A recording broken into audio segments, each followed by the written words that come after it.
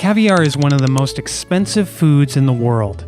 Selling for up to $35,000 per kilo, it's revered and relished by aristocrats around the globe. But it's an acquired taste.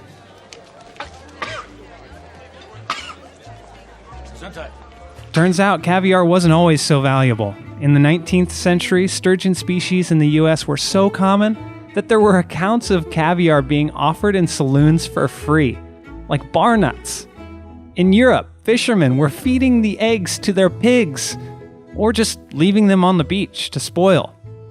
So what changed? Similar to true champagne, caviar doesn't come from just anywhere. This, for example, is not caviar. To get the real thing, it has to be eggs from a sturgeon. There are 27 species around the world in North America, Europe, and Asia. But probably not for long. In this case, sturgeon will die out because humans are over-harvesting the populations and destroying their habitats. In 2010, the International Union for Conservation of Nature placed 18 species of sturgeon on its red list for threatened species, making the sturgeon the most endangered group of species on Earth. But lists like this are bittersweet. On one hand, they can help protect the sturgeon from further population decline. For instance, in many places in the US, it's illegal to fish endangered sturgeon species or import their eggs.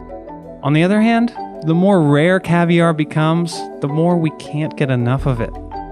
There's actually an economic idea that explains this. It's called the rarity value thesis, and it describes how rarity increases the value of the item, even though the item itself has never changed. Sturgeon can weigh up to several thousand pounds and produce hundreds of pounds of roe at a time.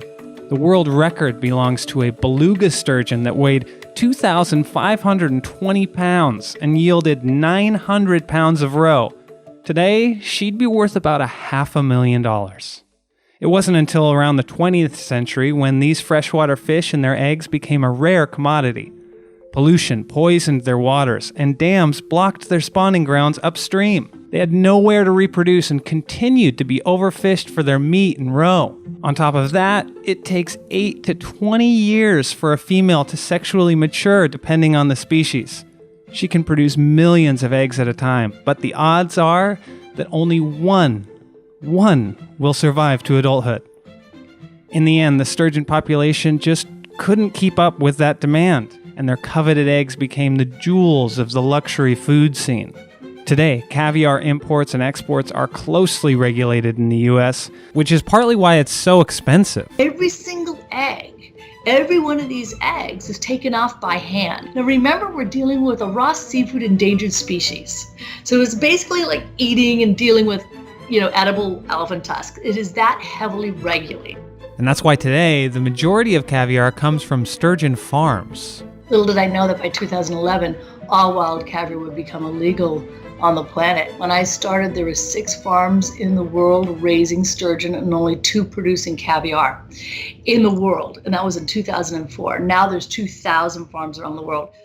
One farm in particular in China called Kaluga Queen produces 35% of all the world's caviar. Caviar there is harvested with the classic Russian and Iranian technique, which involves killing the fish and then extracting the eggs. Other farms are exploring a different technique which doesn't involve killing the fish. It's called stripping. The fish are injected with a hormone that triggers their urge to release eggs. Farmers have been doing this for many years, but not to get caviar, just to produce more fish. It wasn't until recently that people started canning this stuff and selling it as caviar. The biggest thing is that yes, fish stays alive. You have really small impacts on the fish because you do it really, really fast. You take the fish off the water, out of the water. You put it on a special holding facility. The fish is already started to spawn, and then all it requires basically for you to press on the belly, massage the belly, and the caviar will just flow out of the fish. The idea behind no-kill caviar is a commendable one, but it has yet to really catch on. Either way, with caviar farms in place, this gives the wild sturgeon population a chance to recover. But whether or not that happens is largely up to us.